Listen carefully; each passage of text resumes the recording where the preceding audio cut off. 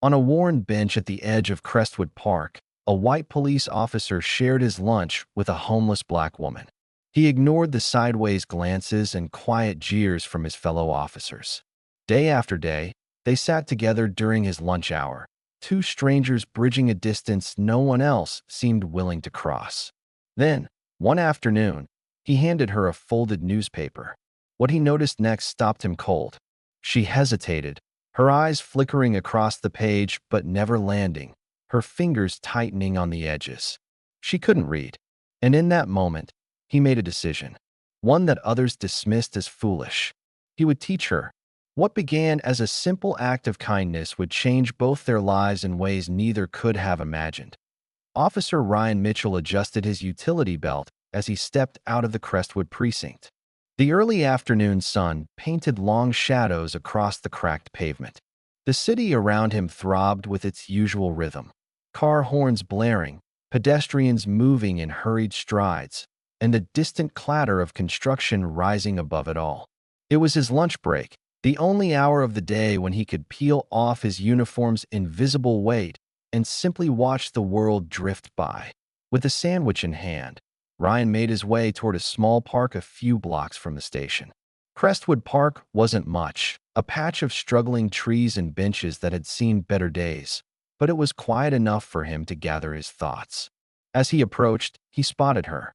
She was sitting alone near the entrance on a weathered wooden bench, her posture straight despite the world that had clearly tried to wear her down. The woman was black, probably in her early 50s. Her clothes were faded, frayed at the hems. A thick coat hung over her shoulders, even though the day was warm. Her skin, darkened by sun and time, was etched with deep lines that told stories no one had asked to hear. She wasn't begging. No cardboard sign at her feet. She just sat there, hands folded neatly in her lap, her gaze steady and unflinching as Ryan walked by. Their eyes met. She gave him a small, respectful nod. It wasn't an invitation, nor a request, just an acknowledgement. Ryan had seen that look before, in veterans with nothing left but pride, in mothers juggling two jobs to feed their children. It was the look of someone who expected nothing but kept on surviving anyway. Something about it made him stop. He turned back toward her, pausing only for a second before stepping closer. "Mind if I sit?" he asked, gesturing toward the empty space beside her. The woman eyed him warily but gave a slight shrug. "Public bench," she muttered. Ryan eased himself down onto the bench. He unwrapped his sandwich, took a bite, then glanced at her. After a beat, he held out the other half. "I've got more than I need," he said casually, as if it wasn't a big deal. She looked at the sandwich, then at him. "I don't take handouts," she said firmly. "It's not a handout," Ryan replied. "I just don't like eating alone." There was a moment of stillness between them. Then, with a soft exhale, she reached out and took the sandwich. "Guess I can help you out then," she murmured. They ate in silence, the only sounds the rustle of leaves overhead and the distant conversations of passers-by. Ryan didn't press for conversation. He knew better. People who'd lived through hard times didn't open up just because someone asked. Trust was earned. Eventually, she spoke. "You always share your lunch with strangers?" Ryan smirked. "Only the ones who look like they could use a decent meal." She gave him a sideways glance. "That's supposed to mean something?" He shook his head as he swallowed another bite. "No, just means I've seen people struggle. Figured if I can make one part of their day easier, it's worth it." She studied him for a long moment, then huffed. "You a cop?" He nodded. "Crestwood PD." She gave a humorless chuckle. "Well, ain't that something?" Ryan raised an eyebrow. "What's that supposed to mean?" "Most cops I see don't sit next to folks like me unless they're looking to move us along," she said plainly, taking another bite. Ryan sighed slowly. She wasn't wrong. He'd seen it too. Officers treating the homeless like problems instead of people. Some justified it as keeping the streets clean. Others just didn't care. "I'm not most cops," he said simply. She gave him a long look, searching his face for something: deceit, pity, judgment. She found none. "Name's Louise," she said finally. "Ryan," he replied. They didn't talk much more that day. They finished their food, exchanged a few remarks about the weather, and then Ryan stood to leave. I'm usually around here for lunch, he said, brushing crumbs from his lap. If you ever feel like keeping me company again. She didn't respond right away, but as he turned the corner, he glanced back and saw her watching him, her expression thoughtful. Neither of them knew it yet, but that small exchange was the beginning of something neither of them had expected. The following day at noon sharp, Ryan found himself back at the park, sandwich in hand. He told himself it wasn't planned, but something about the day before stuck with him. And there she was, Louise, sitting on the same bench, wrapped in the same coat, her posture rigid but dignified. This time, Ryan didn't ask if he could sit. He just did, placing a second sandwich between them without a word. You're persistent, Louise muttered, shaking her head. I've been told, Ryan replied with a grin. They ate together again, mostly in silence.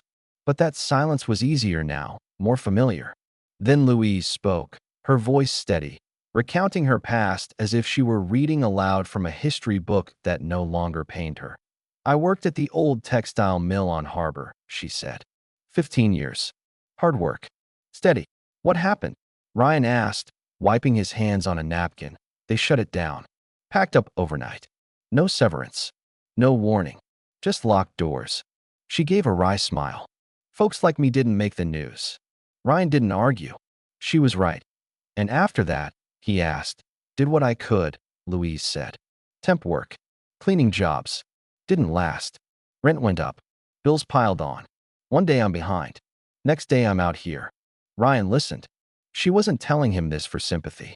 She wasn't asking for help. She was just telling him the facts. Weeks passed. They ate together daily, rain or shine. Their conversations deepened. Ryan found himself seeing the city through Louise's eyes. Its cruel indifference and quiet, small mercies. One afternoon, Ryan brought a newspaper. He thought she might like to read about the city council messing up the redevelopment project at the old mill site. He handed it to her mid-conversation.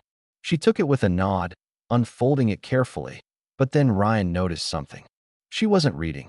Her eyes darted over the page too quickly, never lingering. Her fingers gripped the edges too tightly. He realized she was pretending. You never learned to read, did you? He asked gently. Louise went still. For the first time since he'd met her, she looked uncomfortable.